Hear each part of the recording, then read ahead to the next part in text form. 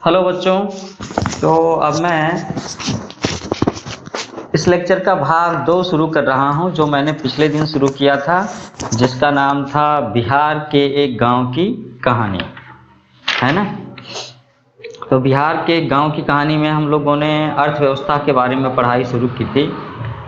हम लोगों ने फतेहपुर गांव के बारे में बातें शुरू की थी, और इसमें हम लोगों ने आखिरी टॉपिक जो डिस्कस किया था वो था लेबर के बारे में, जहां हम बातें कर रहे थे कि उत्पादन के जो 5 साधन हैं वो क्या क्या हैं। हम लोगों ने कहा था ना कि भूमि, श्रम, पूंजी, व्यवस्था या संगठन और उद्यम या साहस। तो इसमें से हम लोग लैंड और लेबर इसके बारे में डिस्कस कर चुके थे। तो अब बारी है पूंजी की, कैपिटल की। तो बच्चों, साधारण बोलचाल की भाषा में पूंजी का मतलब रुपये से लगाया जाता है, लेकिन अर्थशास्त्र में पूंजी शब्द का प्रयोग व्यापक अर्थ में किया जाता है। अर्थशास्त्र में पूंजी का मतलब मनुष्य द्वारा उत्पादित धन के उस भाग से है जिसका प्रयोग अधिक धन के उत्पादन के लिए किया जाता है। मतलब हम लोग थोड़ा सा धन लगा करके ज्यादा धन उपार्जन की कोशिश करेंगे। अगर हम अपना बिजनेस सेटअप करते हैं, then we have to invest some money. कुछ लोगों को बैंक से कर्ज लेना होता है, कुछ लोग अपनी जमा पूंजी का इस्तेमाल करते हैं, कभी कभी वो अपने घर को गिरवी रख करके भी बैंक से लोन लेते हैं, है ना। ये चीजें होती हैं। तो अर्थशास्त्र में पूंजी का मतलब मनुष्य द्वारा उत्पादित धन के उस भाग से है जिसका प्रयोग अधिक धन के उत्पादन के लिए किया जाता है। इसी प्रकार बीज, कच्चा माल, मशीन, कारखाने, मकान, ये सब पूंजी के अंतर्गत आते हैं। द्रव्य के केवल उसी भाग को पूंजी में सम्मिलित किया जाता है जिसका प्रयोग पुनः उत्पादन के लिए किया जाता है। दूसरे शब्दों में, धन का वह अंश जिसका प्रयोग पुनः उत्पादन के लिए किया जाता है उसे पूंजी कहते हैं। इस तरह हम कह सकते हैं कि पूंजी उत्पादन का एक प्रमुख साधन है ना। एक बहुत ही इंपॉर्टेंट जरिया है जिसके अंतर्गत मुद्रा अथवा वस्तुओं का भंडार होता है, जिसका प्रयोग उत्पादन के लिए ही किया जाता है। अच्छा, तो प्रोफेसर मार्शल क्या कहते हैं पूंजी के बारे में? वो कहते हैं कि प्रकृति की निःशुल्क देन को छोड़ करके, प्रकृति की दी हुई नेचुरल रिसोर्सेज को छोड़ करके, वह सब संपत्ति जिससे हमें आय प्राप्त होती है पूंजी कहलाती है। उत्पादन के साधन में पूंजी की अपनी एक अहम भूमिका है। बिना पूंजी के किसी भी वस्तुओं और सेवाओं का उत्पादन कर पाना संभव नहीं है। हम पहले ही देख चुके हैं कि खेती के आधुनिक तरीकों के लिए बहुत अधिक पूंजी की आवश्यकता होती है। अतः अब किसानों को पहले की अपेक्षा ज्यादा पैसा चाहिए। तो अब बात उठती है कि ये इस पूंजी की व्यवस्था होगी कैसे? हम लोग पूंजी की व्यवस्था कैसे करेंगे, कहां से लाएंगे? तो अधिसंख्यक छोटे किसानों को पूंजी की व्यवस्था करने के लिए पैसे उधार लेना पड़ता है। वे बड़े किसानों से या गांव के साहूकारों अथवा खेती के लिए विभिन्न सामानों की पूर्ति करने वाले व्यापारियों से कर्ज लेते हैं, और ऐसे कर्जों पर ब्याज की दर बहुत ऊंची होती है। आमतौर पर पोस्ट ऑफिस से, बैंक से जो कर्ज मिलता है, बैंक से या बैंक हमें अपने जमा किए हुए पैसे पर जो हमें इंटरेस्ट देता है उससे भी ज्यादा कर्ज होता है। कभी कभी ये 1.5 गुना भी हो सकता है, 2 गुना भी हो सकता है। आप जितने भी ऑर्गेनाइज्ड, अनऑर्गेनाइज्ड सेक्टर से कर्ज लेंगे, असंगठित क्षेत्र से कर्ज लेंगे, आपके कर्ज में ब्याज की दर उतनी ज्यादा हो सकती है। तो अधिसंख्यक छोटे किसानों को पूंजी की व्यवस्था करने के लिए पैसा उधार लेना होता है। ये छोटे बड़े हर तरह के व्यापारियों से कर्ज लेते हैं। कर्ज चुकाने के लिए उन्हें बहुत से कष्ट सहने होते हैं। छोटे किसानों के विपरीत मझोले और बड़े किसानों को खेती से बचत होती है। इस तरह वे खेती या वस्तुओं एवं सेवाओं का उत्पादन कर आवश्यक पूंजी की व्यवस्था कर लेते हैं। अब यहाँ पर हम लोग छोटी सी कहानी डिस्कस करेंगे कि गांव की एक लघु कृषक है सविता, उसके साथ में क्या सिचुएशन है। तो सविता एक लघु कृषक है। वह अपनी 1 हेक्टेयर जमीन पर गेहूं उत्पादन करने के लिए, गेहूं पैदा करने की योजना बनाती है। बीज और कीटनाशकों के अतिरिक्त उसे सिंचाई के लिए पानी और खेती के औजारों की मरम्मत करवाने के लिए नकद पैसों की जरूरत है। उसका अनुमान है कि कार्यशील पूंजी के रूप में ही उसे 3,000 रुपये चाहिए। कार्यशील पूंजी का मतलब है वर्किंग कैपिटल, लेकिन उसके पास पैसा नहीं है, इसलिए वह एक बड़े किसान तेजपाल सिंह से कर्ज लेने का डिसीजन लेती है। तेजपाल सिंह सविता को 24% प्रति माह की दर पर 4 महीने के लिए कर्ज देने को तैयार हो जाता है, जो ब्याज की एक बहुत ऊंची दर है। तो बच्चों आप ध्यान से सुन रहे हो ना, ब्याज की दर क्या है इंटरेस्ट रेट? 24% per month. इसका मतलब ये है कि अगर वो 4 महीने तक पैसे नहीं चुका पाती है तो 5वें महीने में उसकी पूंजी 2 गुनी हो जाएगी। 24 मल्टीप्लाइड बाई 4 दैट इज 96% का ब्याज लग जाएगा, तो लगभग 2 गुनी रकम हो जाएगी ना। तो सविता को यहाँ पर एक ये भी वचन, एक और भी कमिटमेंट करना पड़ता है उस साहूकार के साथ में कि वह कटाई के मौसम में उसके खेतों में एक श्रमिक के रूप में, एक लेबर के रूप में 35 रुपये प्रतिदिन पर काम करेगी। और आप भी ये कह सकते हैं कि ये मजदूरी की दर जो है बहुत ही कम है, 35 रुपया प्रतिदिन। आप सोच रहे हो ना, सविता जानती है कि उसे अपने खेत की कटाई पूरी करने में बहुत मेहनत करनी पड़ेगी और उसके बाद तेजपाल के खेतों में श्रमिक की तरह उसे काम करना होगा और कटाई का समय बहुत व्यस्त होता है। 3 बच्चों की माँ के रूप में उसके घर के कामों की भी बहुत जिम्मेवारी है। सविता इन कठिन शर्तों को मानने के लिए तैयार हो जाती है, क्योंकि उसे मालूम है कि छोटे किसानों को कर्ज मिलना बहुत कठिन है, उसे कोई और सोर्स से कर्ज नहीं मिल सकता। तो वो एक शब्द में कहें तो वो बहुत ही मजबूर है और उसके पास में कोई और उपाय, कोई और चारा नहीं है सिवाय उस साहूकार से उसकी शर्तों पर कर्ज लेने के लिए, जिसमें शर्तें बड़ी कठिन हैं और ब्याज की दर भी बहुत ऊंची है। उसे यह पता नहीं है कि सरकार बैंकों के माध्यम से छोटे किसानों के लिए कर्ज की व्यवस्था कर रखी है। अच्छा, अब बच्चों बात आती है एक चौथे फैक्टर की, जिसका नाम है ऑर्गेनाइजेशन। मतलब अगर ऑर्गेनाइजेशन नहीं होगा तो जो भी उत्पादन करने का काम है वो होगा कैसे? उसके लिए वर्किंग कैपिटल की व्यवस्था कैसे होगी, जमीन कैसे एक्वायर की जाएगी, कौन उसे एडमिनिस्ट्रेट करेंगे? So we will need an organisation.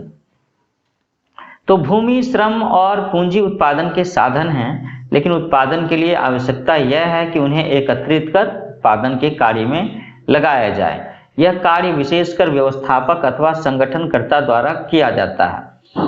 इस प्रकार व्यवस्था या संगठन उत्पादन का एक महत्वपूर्ण साधन है। बड़े पैमाने पर उत्पादन कार्य में व्यवस्था या संगठन का महत्व और भी बढ़ जाता है। बहुत कम पूंजी रहने पर उत्पादन के साधन को और ही व्यवस्थित ढंग से उपयोग करने की जरूरत पड़ती है, ताकि सीमित उत्पादन के साधन का समुचित प्रयोग हो सके। जितना ही अच्छा उद्यमी होगा उतना ही व्यवस्था या संगठन चुस्त होगा। यही कारण है कि उसे संगठन उत्पादन प्रक्रिया का एक सक्रिय साधन माना गया है। अतः हम कह सकते हैं कि उत्पादन के विभिन्न साधनों को एकत्रित कर उन्हें उत्पादन में लगाने की क्रिया को व्यवस्था अथवा संगठन कहते हैं, और जो व्यक्ति यह कार्य करता है उसे व्यवस्थापक अथवा संगठनकर्ता कहते हैं।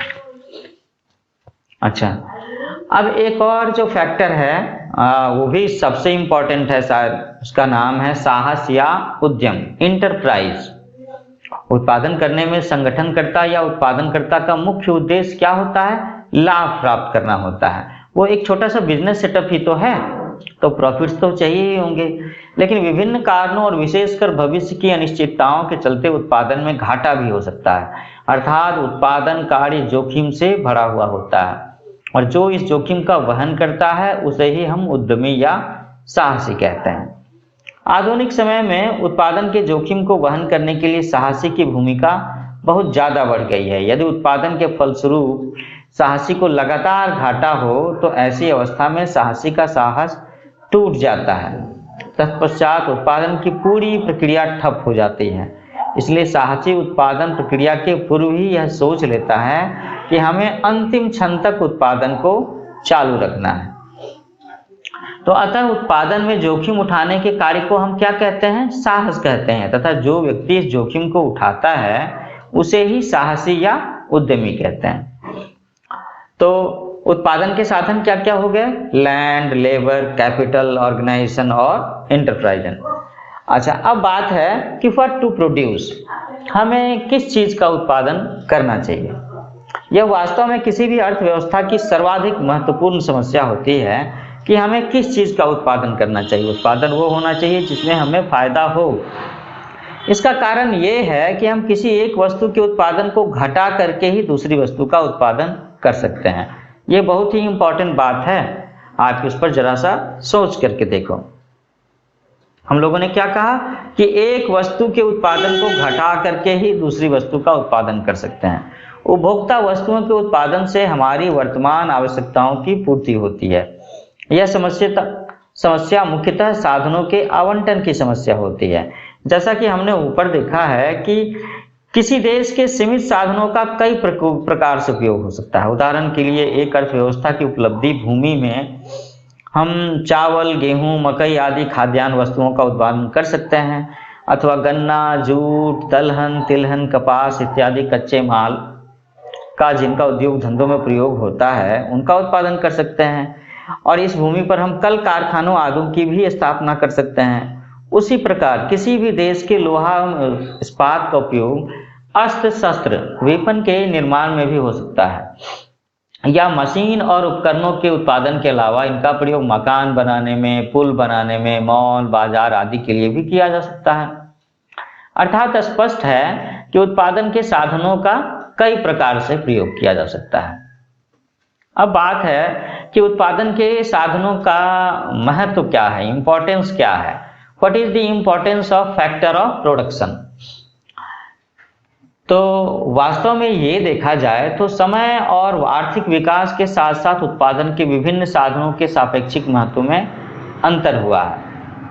आदिकाल में मनुष्य जब जंगलों में रहता था तो फल तोड़कर, शिकार करके, झरनों का जल पी करके अपना जीवन यापन कर लेता था, और इन सारे कार्यों में श्रम की आवश्यकता पड़ती थी, लेबर करना होता था।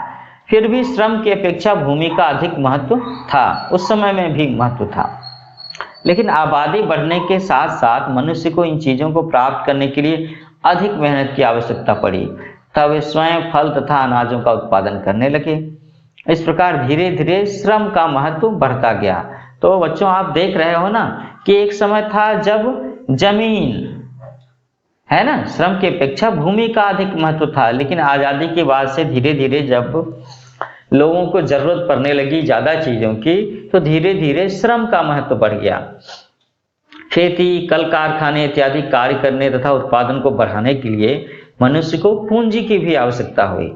आज सभ्यता एवं आर्थिक विकास के साथ साथ बड़े पैमाने पर उत्पादन का कार्य होता है तथा पूंजी उत्पादन का एक महत्वपूर्ण साधन हो गया है।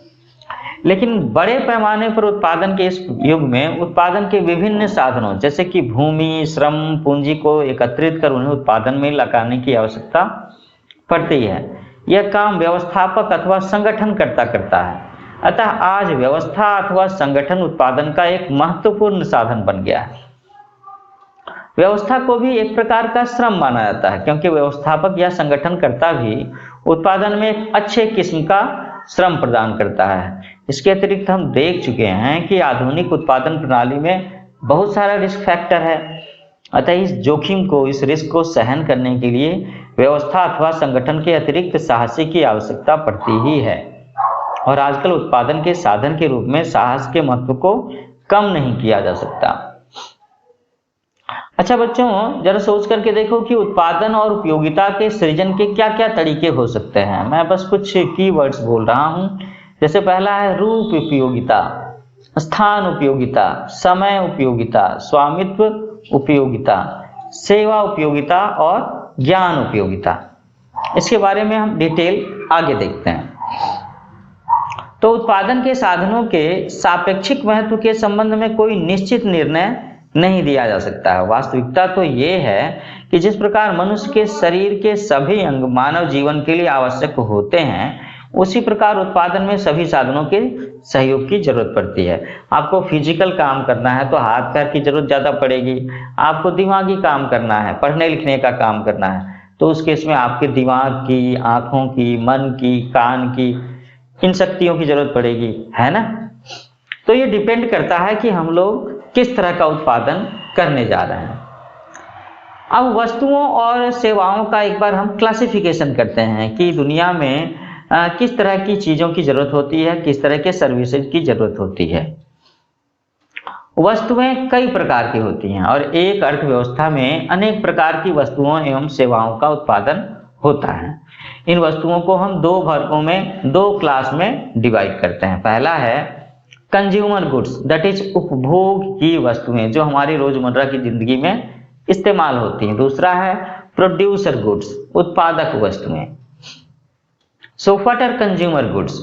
उपभोग की वस्तुएं वे हैं जिनका प्रत्यक्ष रूप से मानवीय आवश्यकताओं की संतुष्टि के लिए उपयोग होता है, जैसे कि भोजन, वस्त्र, मकान, पुस्तक, कलम, रेडियो आदि उपभोग की वस्तुएं हैं।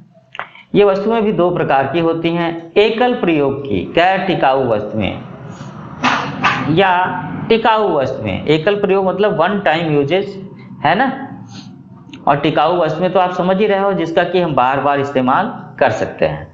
खाद्य एवं पेय पदार्थ इत्यादि उपभोग की गैर टिकाऊ वस्तुएं हैं या एकल प्रयोग की वस्तुएं हैं जिनका हमारी आवश्यकताओं की संतुष्टि के लिए केवल एक ही बार प्रयोग किया जा सकता है। इसके अतिरिक्त विपरीत रहने का मकान है, साइकिल है, टेलीविजन है, घड़ी है, ये टिकाऊ वस्तुएं हैं जिनका एक लंबे समय तक उपभोग होता है। उत्पादक वस्तुएं, प्रोड्यूसर गुड्स, वे वस्तुएं हैं जिनका अधिक उत्पादन अथवा आय प्राप्त करने के लिए प्रयोग किया जाता है। इस प्रकार की वस्तुएं अर्थव्यवस्था की उत्पादन क्षमता में वृद्धि करते हैं।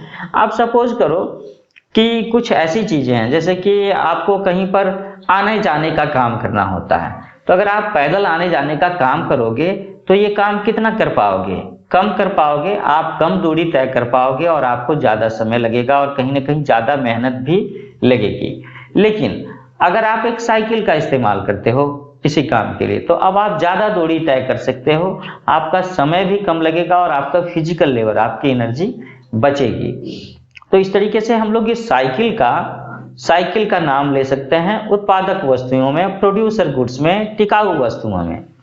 इसका इस्तेमाल हमने किया ज्यादा आय प्राप्त करने के लिए, ज्यादा उत्पादन करने के लिए, है ना। तो इस प्रकार की वस्तुएं अर्थव्यवस्था की उत्पादन क्षमता में वृद्धि करती हैं। उत्पादक वस्तुएं भी गैर टिकाऊ तथा टिकाऊ हो सकती हैं, जैसे कच्चा माल, खाद, बीज इत्यादि गैर टिकाऊ उत्पादक वस्तुएं कहलाती हैं। दूसरी ओर मशीन, यंत्र, उपकरण आदि टिकाऊ उत्पादक वस्तुएं हैं। तो अभी जो मैंने साइकिल का एग्जाम्पल दिया, तो वो क्या होगा? साइकिल कंज्यूमर गुड्स है लेकिन टिकाऊ उत्पादक वस्तु है ना, जो काफी समय तक हमारे प्रोडक्शन में, उत्पादन कार्य में सहायक हो सकता है। अच्छा बच्चों, यहाँ पर एक एग्जाम्पल डिस्कस करते हैं एक खेतीहर मजदूर किशोर के लाइफ के बारे में, तो इससे भी कई चीजें समझने को मिलेंगी। जैसे किशोर एक खेतीहर मजदूर है, अन्य ऐसे ही श्रमिकों, लेबर्स की तरह से किशोर को अपनी मजदूरी से अपने घर परिवार की आवश्यकताएं पूरी करने में कठिनाई होती थी। कुछ साल पहले किशोर ने बैंक से कर्ज लिया था। वह एक सरकारी कार्यक्रम के अंतर्गत था जिसमें भूमिहीन या निर्धन परिवारों को सस्ते कर्ज दिए जा रहे थे।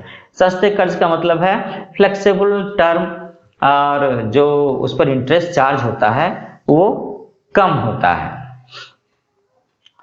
जैसे अगर साहूकार वाली बात कर लें तो साहूकार का जो इंटरेस्ट रेट था वो 24% पर मंथ था। तो ये किशोर जो एक किसान है जिसने एक बैंक से कर्ज लिया था, तो किशोर के कर्ज का इंटरेस्ट रेट आप समझो तो 8 या 9% एनुअल, वार्षिक हो सकता है। तो है ना ये सस्ता। तो किशोर ने इस पैसे से क्या किया? उसने एक भैंस खरीदी। अब वह भैंस का दूध बेचता है।